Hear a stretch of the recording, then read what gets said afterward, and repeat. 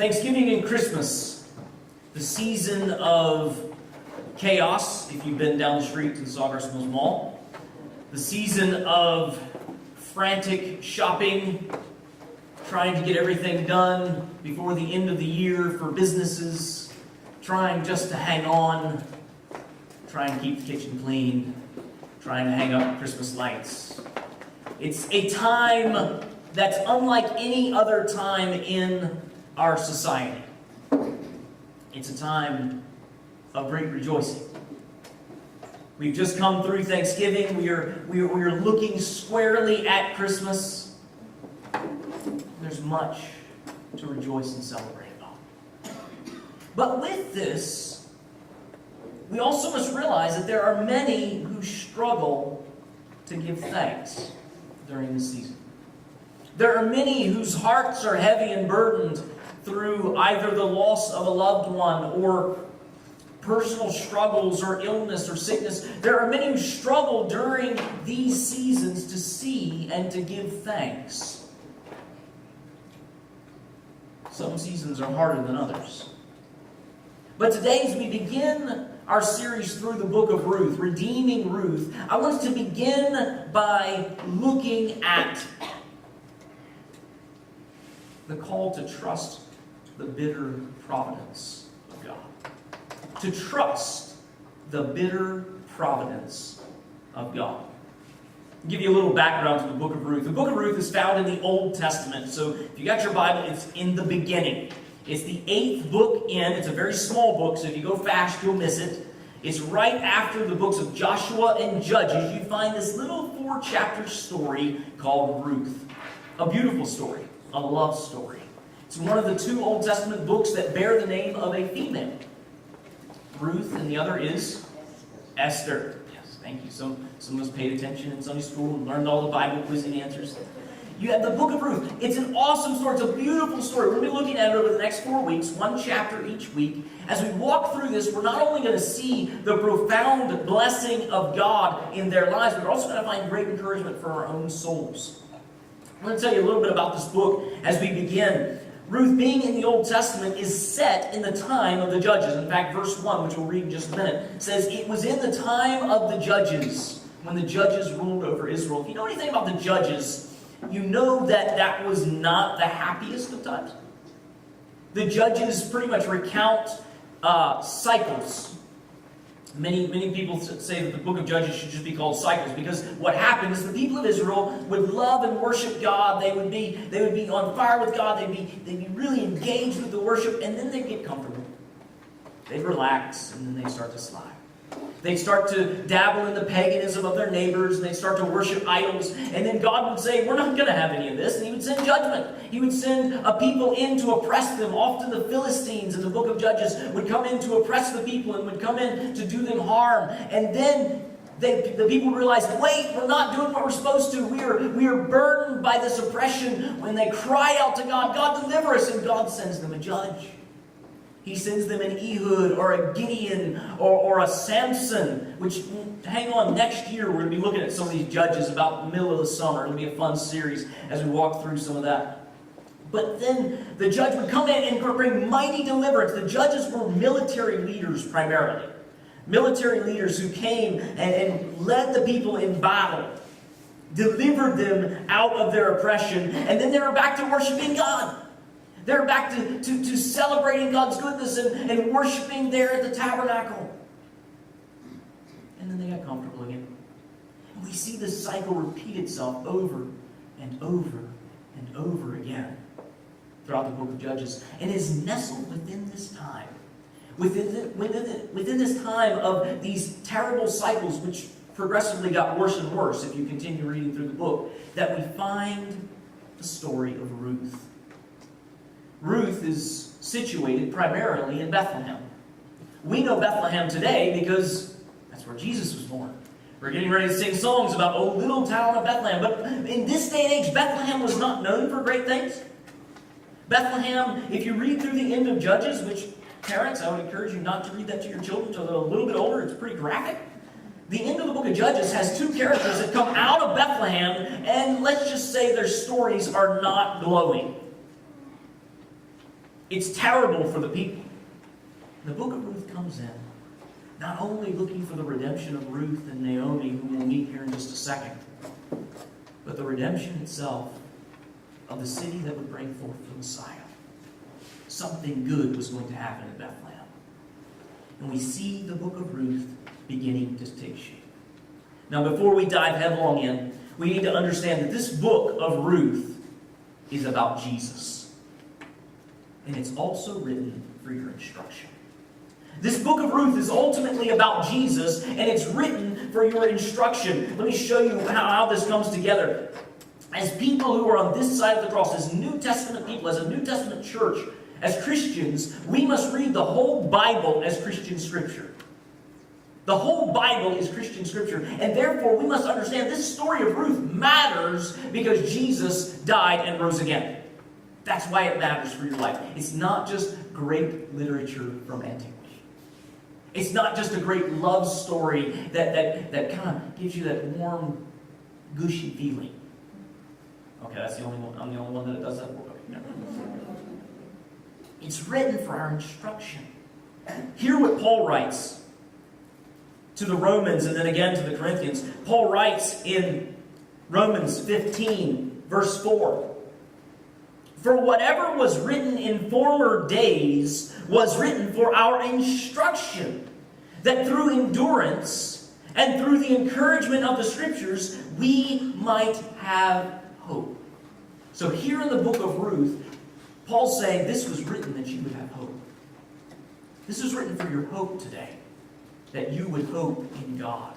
And then 1 Corinthians chapter 10. 1 Corinthians chapter 10, beginning in verse 6. Now these things took place as examples for us. These things referring to the things of old, the things in the Old Testament that were recorded, that we might not desire evil as they did. Do not be idolaters as some of them were, as it is written, the people sat down to eat and drink and rose up to play. We must not indulge in sexual immorality, as some of them did, and 23,000 fell in a single day. We must not put Christ to the test, as some of them did, and were destroyed by serpents, nor grumble, as some of them did, and were destroyed by the destroyer. Verse 11, now these things happened to them as an example, but they were written down for our instruction, on whom the end of the ages has come. These things are for our instruction. These things are so that you and I would learn and know the truth. So when we read the book of Ruth, we're looking more than just an ancient love story. The Word of God is preserved and given unto us that we would know Him and that we would know ourselves. And we would know how to live in light of it. And Jesus tells us that the whole Old Testament is actually about Him. After He was resurrected on the road, walking with the disciples, on the road to Emmaus. After the road to Emmaus, He says the same thing there, but it makes it a little bit more clear when He appears to the disciples. In verse 44 and 45 of Luke 24, Jesus tells us this. And He said to them, these are my words that I spoke to you while I was still with you, that everything written about me in the law of Moses and the prophets and the Psalms must be fulfilled. And then He opens their minds to understand the Scriptures.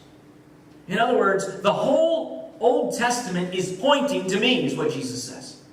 The whole Bible is centered on Jesus. The main instruction that we are supposed to gather, that we are supposed to learn from these stories of old, is the understanding of who Jesus is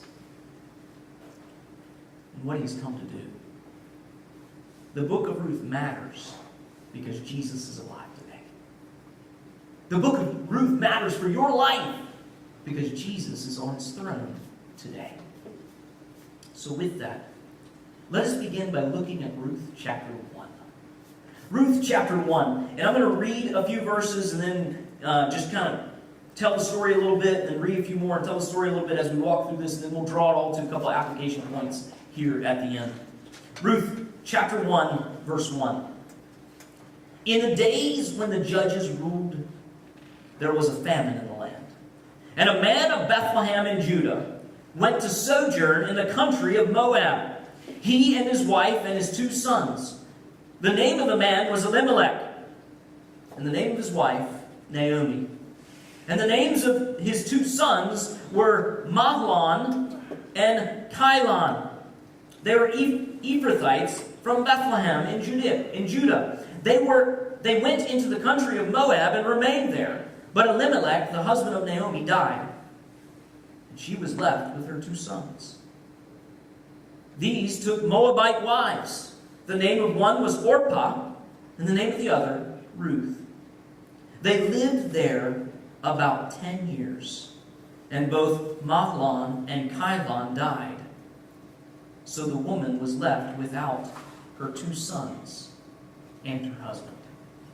The first thing that we see as the story begins is the calamity upon Naomi. The calamity upon Naomi. This is Naomi's Job experience, except for it takes about 10 to 12 years to unfold. If you remember the story of Job, Job lost everything in the span of like 2 days. And Naomi, it takes 10 or 12 years, but she loses her family. She loses her husband. She loses her home. She loses her children, her sons.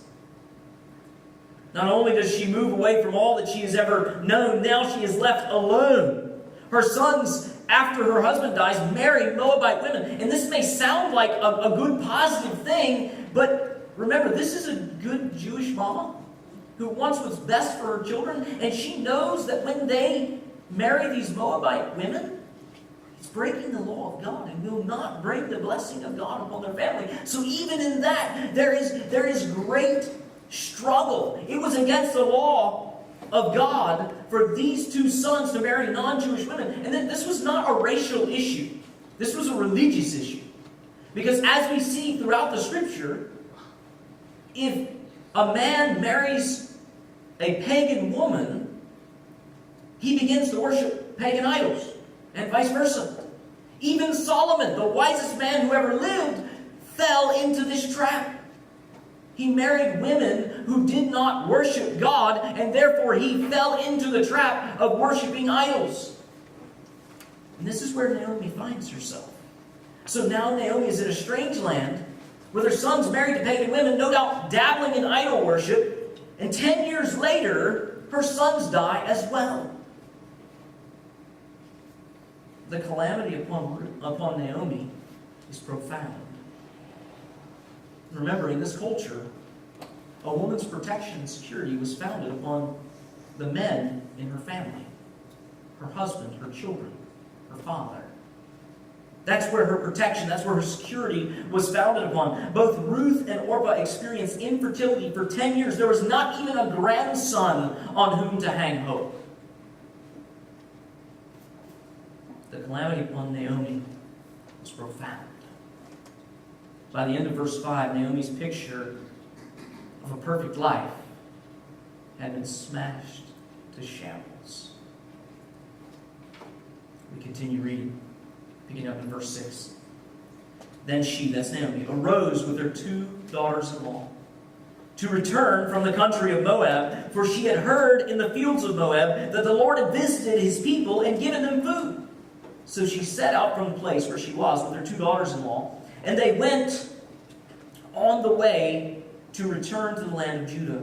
But Naomi said to her 2 daughters-in-law, "Go return each of you to her mother's house. May the Lord deal kindly with you, as you have dealt with the dead and with me. The Lord grant that you may find rest, each of you in the house of her husband." Then she kissed them. They lifted up their voices and wept. And they said to her, "No, we will return with you to your people." But Naomi said, "Turn back, my daughters. Why will you go with me? Have I yet sons in my womb that they may become your husbands? Turn back, my daughters, go your way, for I am too old to have a husband. If I should say I have hope, even if I should have a husband this night and should bear sons, would you therefore wait till they were grown? Would you therefore refrain from marrying? No, my daughters, for it is exceedingly bitter to me for your sake that the hand of the Lord has gone out against me. Naomi resigns to be alone. You see, the depression has weighed heavily, and the darkness is deep and thick on the heart and mind of Naomi. Word had spread even to the fields of Moab. Moab was located on the other side of the Dead Sea from Bethlehem, where they had come from.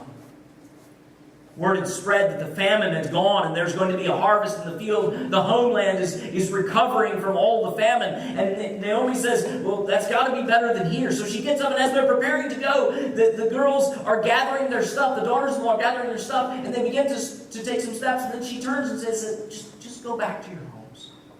Go back to your parents. Go back to your people. And the Lord bless you and find husbands, and I'm just going to be alone. You see the depression, the darkness settling in heavy in her life. See grief on all sides of this heart-wrenching decision. They're weeping and wailing together. They've spent a long time together. They've been together for 10 years. These three women, probably living in the same house. There's great grief. And central to the understanding of the challenge here is the fact that in that day, when a man died, a family member was to step in and raise up children, was to take the widow as his bride and raise up children so that the brother or the cousin or the nephew would have his line continued. Raise up children for them to continue that name. That's why Naomi spends time to say, I'm not having any more sons, guys. I'm not having any more sons. I've got no hope for you here. Naomi's darkness had settled in. All Naomi could see clearly at this point is her perception of the bitter hand of God which has gone out against her. That's all she can see. She cannot see any good around them. And you would think, by the return of the crops and the harvest in the fields around Bethlehem, would bring a ray of hope. But for Naomi, the only thing she sees is the darkness of the cloud. But the story continues. Verse 14. Then they lifted up their voices and wept again. And Orpah kissed her mother-in-law. But Ruth clung to her. And she said, see, your sister-in-law has gone back to her people and to her gods. Return after your sister-in-law. But Ruth said to her, do not urge me to leave you or to return from following you. For where you go, I will go. And where you lodge, I will lodge. Your people shall be my people, and your God, my God. Where you die, I will die, and there I will be buried. May the Lord do so to me and more also, if anything but death parts me from you. And when Naomi saw that she was determined to go with her, she said no more. So the two of them went on until they came to Bethlehem. And when they came to Bethlehem, the whole town was stirred because of them. And the women said, is this Naomi? And she said to them, do not call me Naomi. Call me Mara. For the Almighty has dealt very bitterly with me. I went away full, and the Lord has brought me back empty. Why call me Naomi when the Lord has testified against me? And the Almighty has brought calamity upon me. So Naomi returned, and Ruth the Moabite, her daughter-in-law, with her, who returned from the country of Moab. And they came to Bethlehem at the beginning of the barley harvest. After pleading twice for her daughter-in-laws to return to their homes, Orpah leaves graciously, but Ruth clings. One of the things that's puzzling about this book is how it ever came to be known by the name Ruth. Ruth is not the main character. The story begins and ends with Naomi. It's Naomi's faith that is on trial in this book. It's Naomi who is the central character. But why is it the story bears the name Ruth? How could a Moabite woman have her name be one of the only two books to bear a female name in the Hebrew Old Testament? It's one of the puzzling things about this story, but what you see is her declaration of who she was to be. I believe that's what put her as the title. Growing up as a pagan worshiper from Moab gave her no reason to be included or recorded in the history of Israel, to have her story jotted down with her name at the title. But what we see is this declaration in verses 16 and 17 clearly displaying who a noble, godly woman is to be. See, God was moving in the heart of Ruth. For this declaration was a virtual vow of poverty too. Remember, she had been barren for 10 years while married to Naomi's son. She had not had any children for 10 years while being married, and now she is uniting herself to an older widow who would not have any more children. And she was going to a strange land where the law said they were not to marry non-Jewish people. She was vowing to give herself to Naomi for the rest of her life. And it's not just, Naomi, I'm going to care for you back at your home until you die, and then I'm going to come back to my people. No, she said, where you die, I'm going to die. I'm going to be buried there. This was a massive commitment. A massive promise. Ruth has been upheld for millennia now as a model of true noble womanhood. In certain collections of Old Testament books, when they put them together, they're not always in the same order that we have. And this is the main order, but there's other groupings of Old Testament books. They actually put the book of Ruth right after the book of Proverbs. They put it right after the book of Proverbs, because remember, Proverbs 31 has that display of the godly woman at the very end of it, and you see Ruth comes at the tail end of that as saying, here's an example of that. Here's a picture of that. Ruth here is clearly displaying what we read in Proverbs 31, verse 25. When we see the marks of a godly woman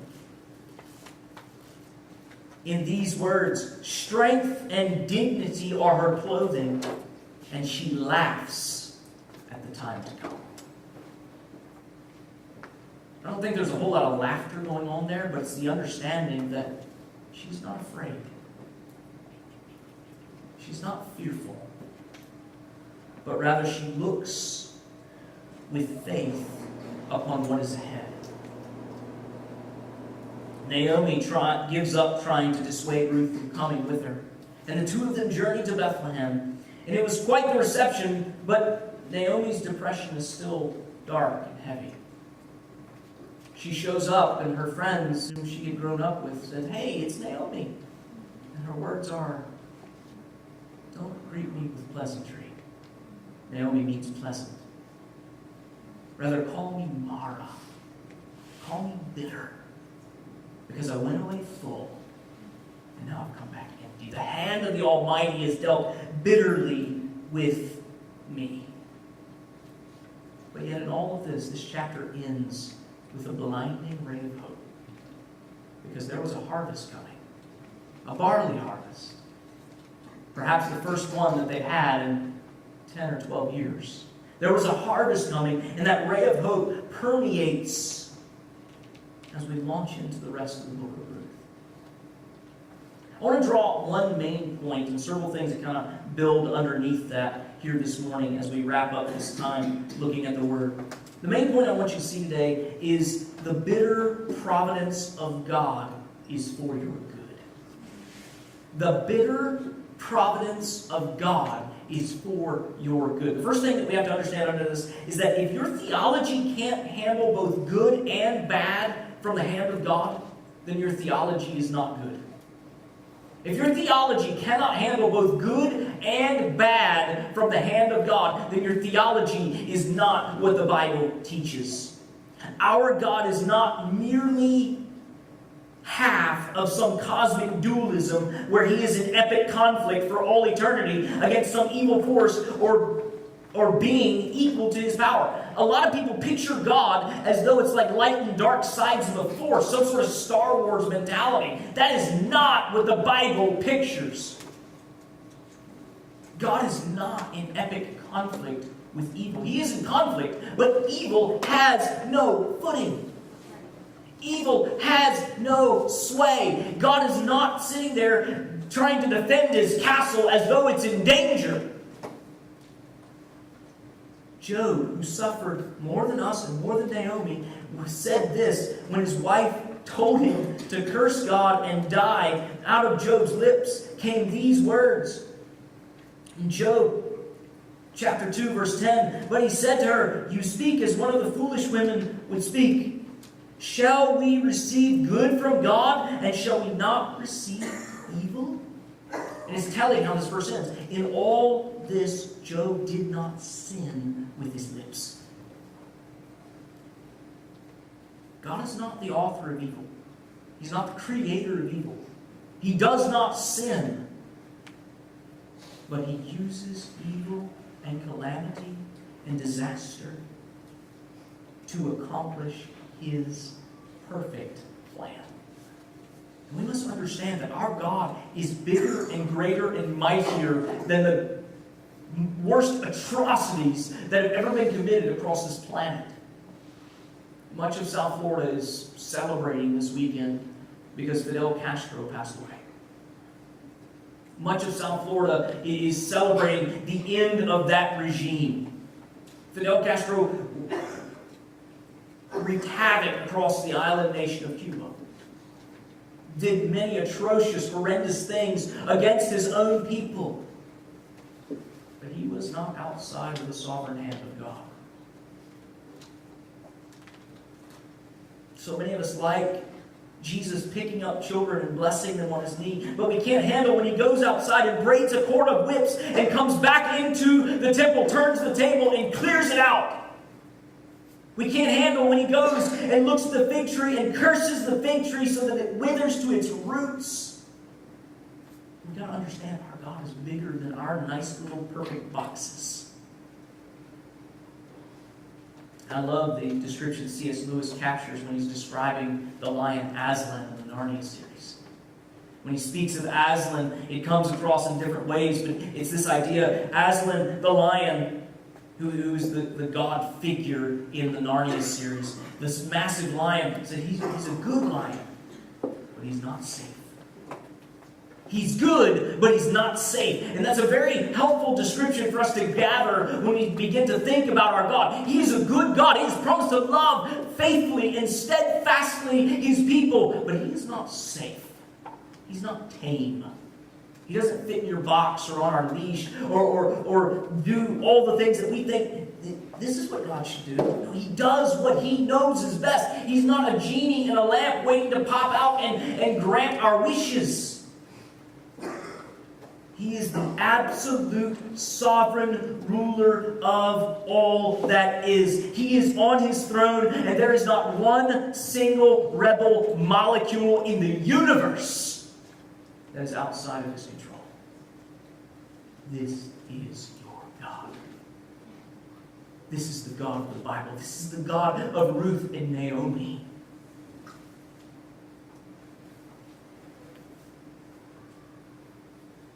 If we get our theology from the Bible, then we must recognize that God brings both good and bad into our lives for our good.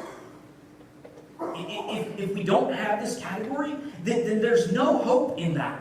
If God is somehow fighting against some evil force that he may or may not get the upper hand of, we're solely hoping that he's on his A game today. Because if he's not, then we've got nothing. Nothing. God is so sovereign that even the bitter things of life He is working out for your good. Even the bitter things of Naomi's life, He is working out for good. And that's the second point. God is after your good, even in His bitter providence.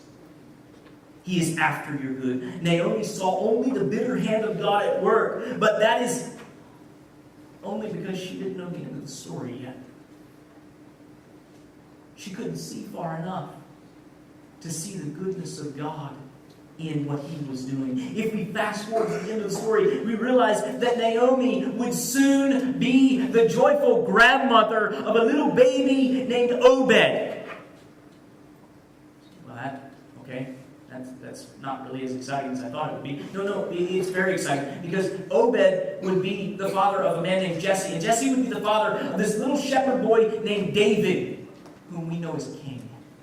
And David received a promise from God on high that He would send one to reign on the throne of David, who would reign forever. It was David who would receive the promise that through his line would come the Messiah. Matthew chapter 1, these forgotten verses of the Christmas story. Matthew chapter 1, verse 1, the book of the genealogy of Jesus Christ, the son of David, the son of Abraham. Abraham was the father of Isaac, and Isaac the father of Jacob, Jacob the father of Judah and his brothers, Judah the father of Perez and Zerah by Tamar, Perez the father of Hezron, Hezron the father of Ram, Ram the father of Amminadab, Amminadab the father of Nahshon, Nahshon the father of Salmon, Salmon the father of Boaz by Rahab, and Boaz the father of Obed by Ruth. Obed the father of Jesse, and Jesse the father of David the king. You see, Naomi only saw the bitterness of what God was doing, but God had a plan to bring His king from Bethlehem.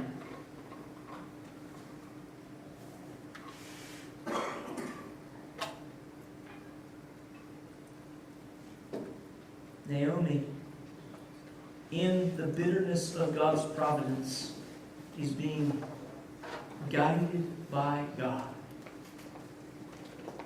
to the right place, to meet the right people for God's sovereign purpose. In the midst of hardship and depression, it's hard to hear and even harder to see the message of hope. But we must always strive to remember God's goodness in the midst of calamity. One of my favorite songs is written by an old hymn writer, William Cooper. He wrote, God moves in a mysterious way, His wonders to perform. He plants His footstep in the sea and rides upon the storm. Deep in unfathomable minds of never-failing skill, He treasures up His bright designs and works His sovereign will. Ye fearful saints, fresh courage take. The clouds you so much dread are big with mercy and shall break in blessings on your head. Judge not the Lord by feeble sense, but trust Him for His grace behind a frowning providence. He hides His smiling face. His purposes will ripen fast, unfolding every hour. The bud may have a bitter taste, but sweet will be the flower. Blind unbelief is sure to err and scan His work in vain. God is His own interpreter, and He will make it plain. Cooper captures this understanding of a sovereign God who works in both good and evil for your eternal and everlasting joy. This is why we are called to endure suffering with joy. All over the Scripture, you read these commands and these instructions. Endure suffering with joy. Take joy in your persecution. Endure your trials with joy. Why? That seems strange. It seems odd. It's because we know the sovereign hand of God is at work.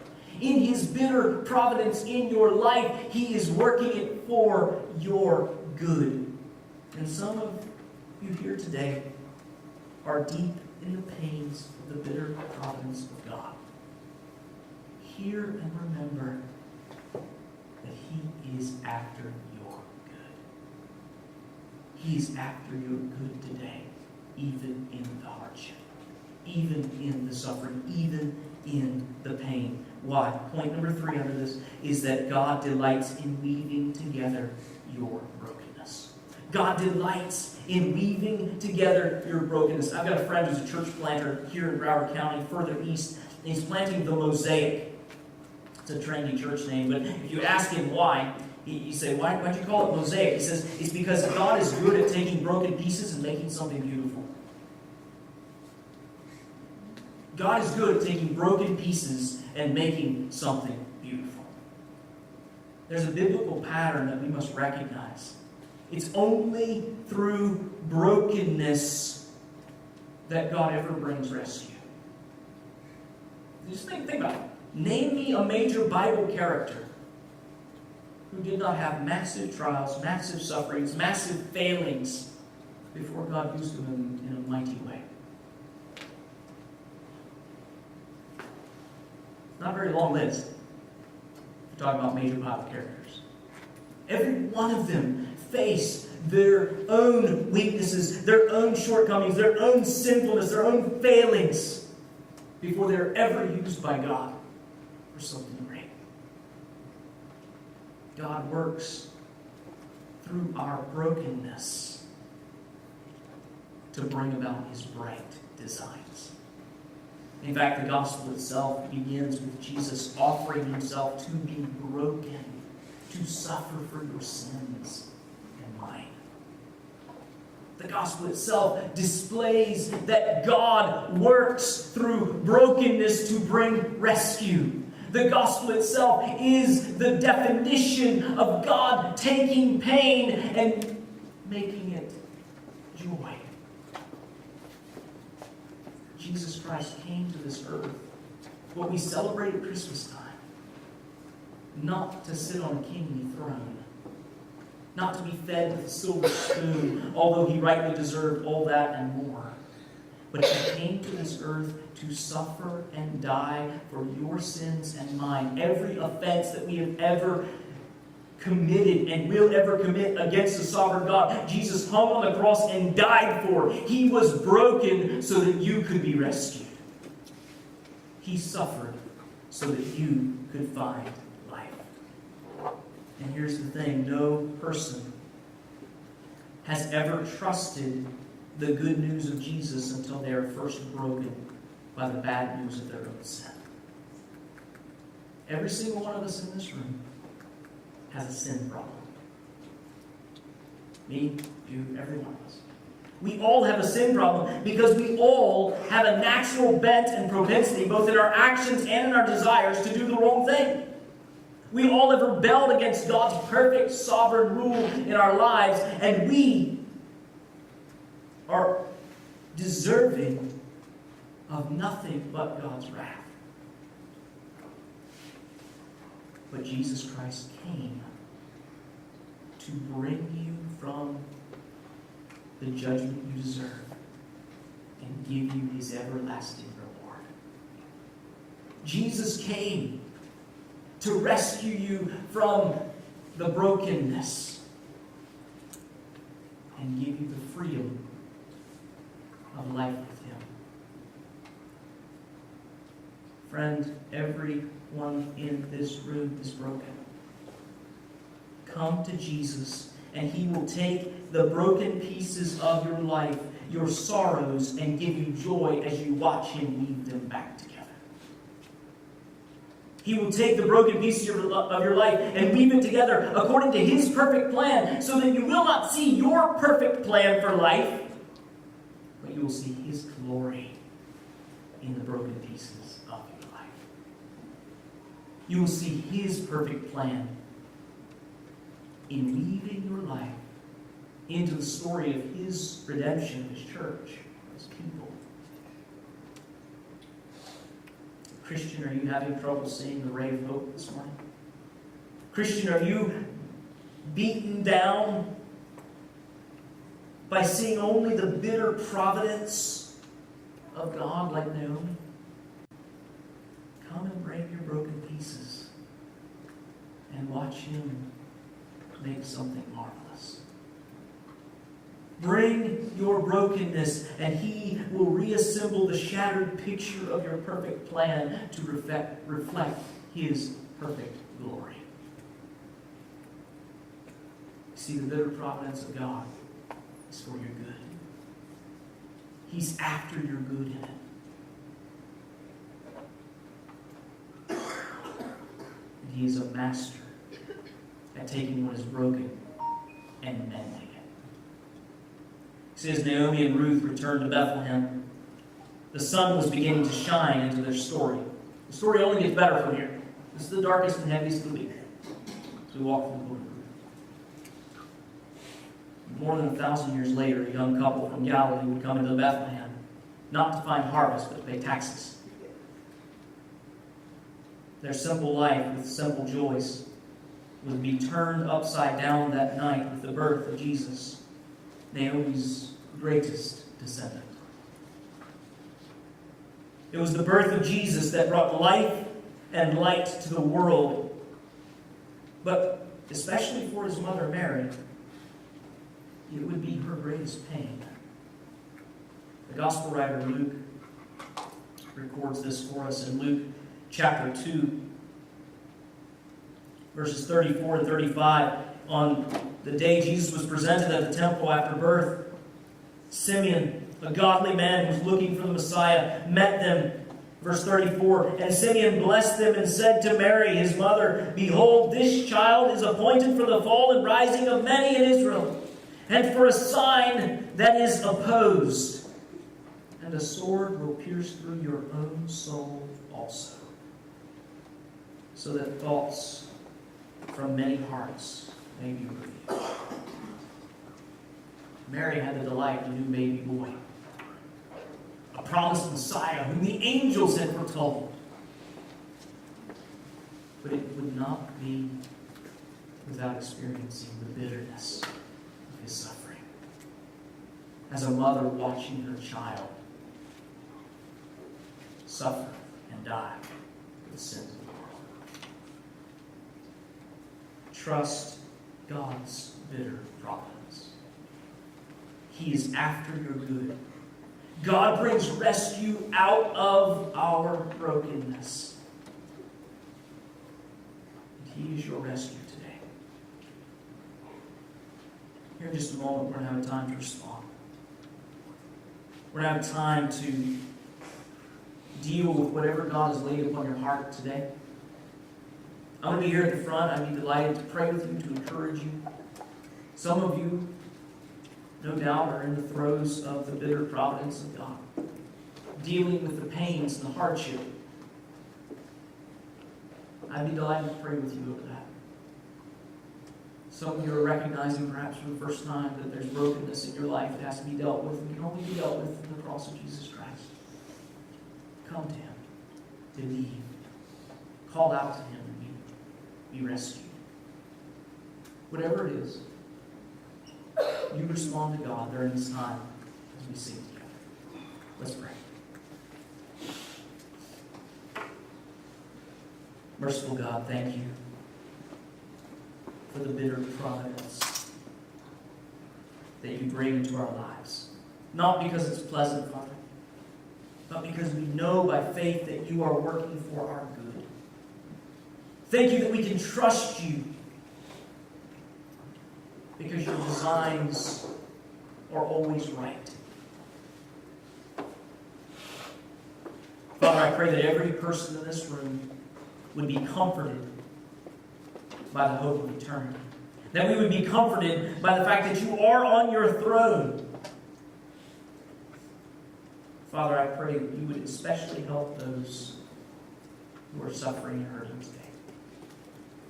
Father, bring those to yourself who need the saving grace of Jesus in their life.